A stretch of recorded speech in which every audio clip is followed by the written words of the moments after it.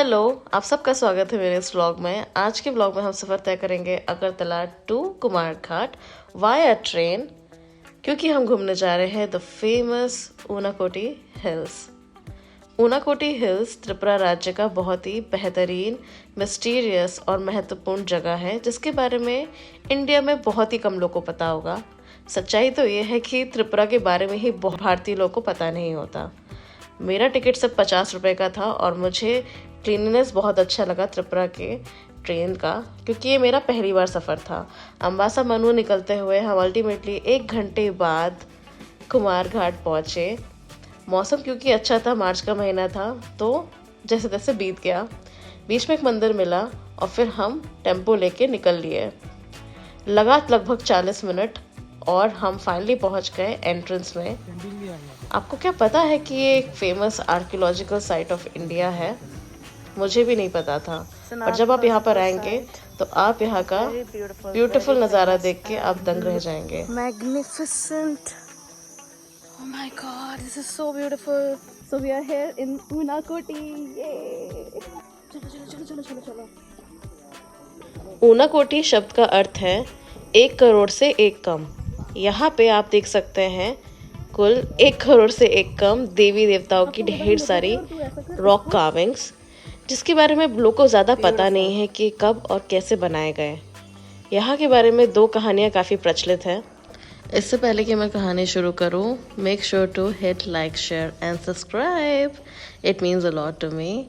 So let's get back to the story. पहली ये मान्यता है कि शिवजी और उनके साथ आए हुए करोड़ों देवी देवताओं को बनारस की ओर निकलना था। उससे पहले वो त्रिपुरा के इस पहाड़ी वाली जगह पर ठहर गए। उन्होंने कहा कि अगले दिन सूर्य उदय होने पर सबको उठना होगा। हुआ ये कि सिर्फ वही अकेले थे जो उठे थे सूर्योदय के समय। उन्होंने गुस्से में सबको एक पनिशमेंट यानी कि एक दंड दिया कि वह मूर्तियों के स्वरूप में यहाँ पर हमेशा के लिए रह जाएंगे। अब चलते हैं दूसरी कहानी की तरफ। दूसरी कहानी में कल्लू कुम्हार का जिक्र हुआ है, जो कि पार्वती जी के भक्त थे। काशी की ओर यात्रा करने की उनकी भी इच्छा थी जब उन्हें पता चला इसके बारे में। फिर उन्होंने शिवजी से निवेदन किया कि उन्हें भी इस यात्रा में शरीक होने दिया जाए। गणेश जी आ रहे हैं ना? तो शिवजी ने उनको चैलेंज दिया कि ठीक है, तुम 1 रात में 1 करोड़ देवी देवताओं की मूर्ति बनाओ तो तुम्हें भी इस यात्रा में आने दिया जाएगा।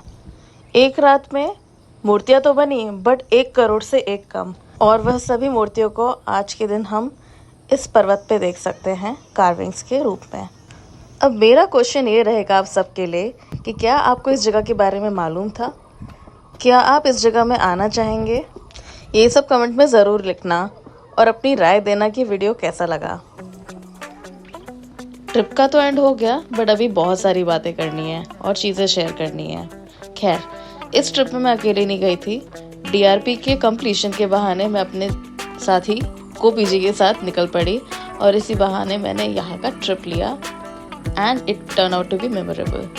Well, since you all guys know that I'm a solo traveler and safety is the utmost priority for me and the girls who would like to go for solo trips, तो मैं सच कहूँ तो Tripura is actually very very safe. So it's pretty huge. I wasn't expecting. It's like a proper trekking thing, and I don't know whether it's the best time or not, but बहुत अच्छा लग रहा है। घर की गर्मी है, बहुत थक गए हैं। So make sure to hydrate yourself and stay hydrated, I guess. So that was our trip.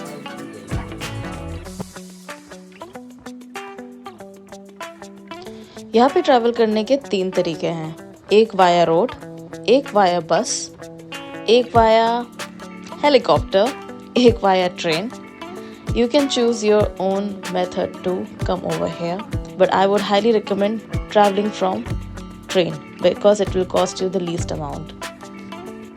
चाहे प्राकृतिक सुंदरता हो या फिर धार्मिक स्थल हो, Tripura has a lot to offer in terms of tourism.